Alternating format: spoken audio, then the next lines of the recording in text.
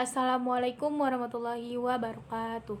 Perkenalkan, nama saya Melda Putri Utami dari kelas 1C Pendidikan Agama Islam, dosen penggampu Bapak Hendra Dirman. Baik, kali ini saya akan mempresentasikan tugas ke-5 mata kuliah IAD, IBD, ISD dengan materi teknologi modern, masalah lingkungan hidup dan upaya mengatasinya. Teknologi modern. Pada tahap awal, semua kegiatan ilmu pengetahuan alam masih terbatas pada pengamatan dan pencatatan gejala-gejala alam. Selanjutnya, kegiatan itu berusaha untuk memberikan dan menjelaskan cara berlangsungnya gejala-gejala alam tersebut, tetapi masih bersifat kualitatif.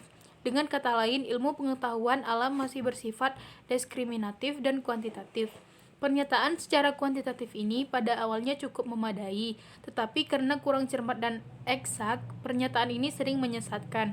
Pada tahap berikutnya, sejalan dengan perkembangan matematika, kegiatan ilmu pengetahuan alam lebih bersifat simulatif dan kuantitatif. Dengan demikian, pernyataan-pernyataan menjadi lebih seksama dan lebih eksak sehingga lebih mendekati kebenaran. Di samping itu, kegiatan ilmu pengetahuan yang dinamis. Tahap deskriptif dan kuantitatif. Kegiatan ilmu pengetahuan alam dimulai dengan observasi dan pencatatan gejala-gejala alam yang diamati.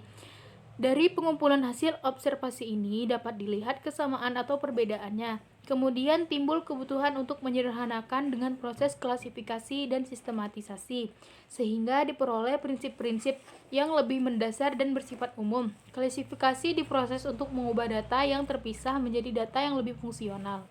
Misalnya, kata-kata jeruk, pisang, bola merupakan klasifikasi sederhana. Klasifikasi ini menyatakan kedudukan objek tertentu dalam sebuah kelas. Di samping klasifikasi sederhana, terdapat pula sistem klasifikasi yang lebih kompleks. Misalnya, klasifikasi di atas akan disusun sederhana berdasarkan suatu tujuan tertentu. Sebagai berikut, apabila tujuan klasifikasi adalah tujuan dasar benda yang dapat mengelinding, maka jeruk dan bola. Apabila tujuan klasifikasi adalah tujuan dasar kelompok buah-buahan, maka pisang dan jeruk pada satu golongan. Dan sebagai contoh lain adalah klasifikasi tumbuhan dan hewan. B. Tahap simulatif dan kuantitatif. Misalnya pada tahap kualitatif, kita telah menemukan prinsip bahwa semua logam jika dipanaskan akan bertambah. Pernyataan ini memang telah cukup bermanfaat, tetapi tidak masih berusaha untuk mengetahui seberapa banyak bertambah panjangnya. Dengan kata lain, timbul kebutuhan untuk mengkuantifikasikan data sehingga dapat digunakan diperoleh pengukuran yang lebih teliti, dengan tujuan agar kesimpulan yang dapat diperoleh lebih mendekati kebenaran. Untuk memperoleh pengukuran yang sama, perlu dilakukan proses simulasi, yaitu dengan menirukan atau mengulangi peristiwa alam dengan jalan melakukan percobaan. Metode kuantitatif berkembang sebagai akibat penggunaan matematika dalam ilmu pengetahuan dalam alam bersifat kuantitatif ini dapat meningkatkan daya kontrol dan daya ramal dari ilmu serta dapat memberikan jawaban yang lebih eksak. C. Ilmu pengetahuan alam bersifat dinamis. Pengamatan dan pencatatan, pengamatan observasi untuk merumuskan konsep, prinsip, hukum, dan teori, diuji kebenarannya, eksperimen baru, dan teori baru. Masalah lingkungan hidup. Pencapaian kemakmuran dan perluasan kemudahan, dampak positif dalam upaya pemenuhan kebutuhan manusia. Kemakmuran materi, adanya perkembangan IPA dan teknologi. Teknik modern yang terdiri dari teknik penerbangan, teknik kimia, teknik sipil, teknik listrik, teknik mekanik, teknologi hutan, teknologi gedung, teknologi transportasi. Dengan teknologi di atas, manusia dapat memperoleh hasilnya seperti penggunaan teknik kimia bahan dasar untuk keperluan industri seperti asam sulfat, asam nitrat, asam klorida, asam cuka. Penggunaan teknik nuklir, reaktor nuklir yang menghasilkan zat radioaktif untuk maksud damai, yaitu 1. Kesehatan sinar rotgen, pertanian untuk memperbaiki bibit. Penggunaan teknik mekanik berbagai macam mesin dari kasar sampai yang halus. Penggunaan teknik penerbangan, pesawat terbang yang sederhana sampai yang mutakhir, pesawat ruang angkasa. Penggunaan teknologi hutan, yaitu kertas, kayu lapis, bahan bangunan, konversi tanah dan air, pariwisata, oksigen, hutan lestari.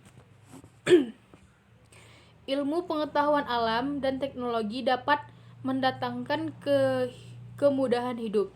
Dengan teknik modern, orang dapat mengendalikan aliran air sungai dengan membuat bendungan, saluran primer dan saluran sekunder dari pengaturan air tersebut. Dampak negatif yang menyulitkan pengendalian diri, kurang adanya hubungan serasi antara sistem produk, sistem ekonomi, dan sistem ekologi, sehingga dalam memproduksi hanya berpaduan pada sistem ekonomi tanpa memperlihatkan sistem ekologi. Akibatnya terjadilah pemakaian dan pemborosan sumber daya alam manusia yang melimpah karena dianggap kurang ekonomis. Dampak terhadap pendayagunaan sumber daya alam. 1. Dampak positif tentang keberhasilan manusia. Minyak bumi renewable. A. Pemanfaatan pengembangan ilmu pengetahuan alam dan teknologi dapat menaikkan kuantitas satu produksi. Seperti di bidang pertanian, lahan pertanian, bibit, pupuk, air, cara pengolahan serta perawatannya dan pemasarannya. Di bidang industri yaitu pengolahan minyak kelapa tradisional sampai modern. B. Pengembangan IPA dan teknologi menaikkan kualitas atau mutu produksi. Pengolahan minyak bumi, bensin ke premium ke pertamax, karena nilai oktan yang dimiliki lebih tinggi sehingga tidak mudah atau dapat merusak alat atau mesin. Pembuatan kaca, pembuatan baja di bidang obat-obatan. C. Pengelolaan sumber daya alam yang efektif dan efisien menambah ragam produksi. 2. Dampak negatif penggunaan sumber daya alam. A. Keborosan. B. Pencemaran udara dan tanah. A. Sumber daya manusia. B. Sumber daya fisik, sumber daya alam dan buatan. Sumber alam hayati yaitu flora dan fauna. Sumber alam non-hayati yaitu tanah, air, udara. Sumber daya strategis. C. Dampak terhadap transportasi dan komunikasi. Dampak positif dalam rangka keberhasilan manusia yaitu transportasi dan komunikasi. Dampak negatif, kebisingan, pencemaran, perubahan alam yang tak estetis. D. Dampak terhadap peningkatan kesehatan. Dampak positif dalam upaya manusia menghindari penyakit menular.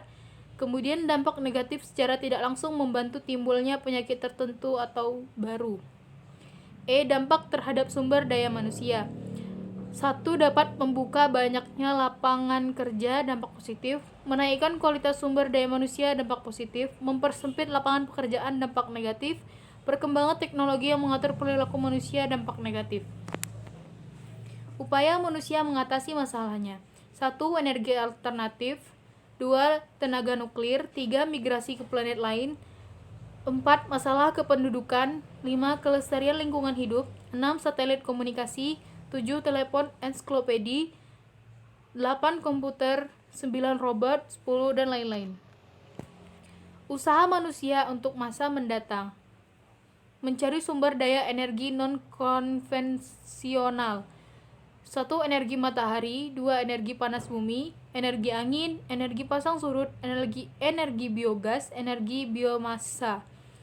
Usaha manusia untuk pelestariannya. Masalah energi pengganti minyak bumi. Penggunaan energi yang tepat guna dengan menguraikan dampak negatifnya. Masalah laju pertumbuhan penduduk. Masalah kelestarian lingkungan hidup. Baiklah, sekian presentasi dari saya. Assalamualaikum warahmatullahi wabarakatuh.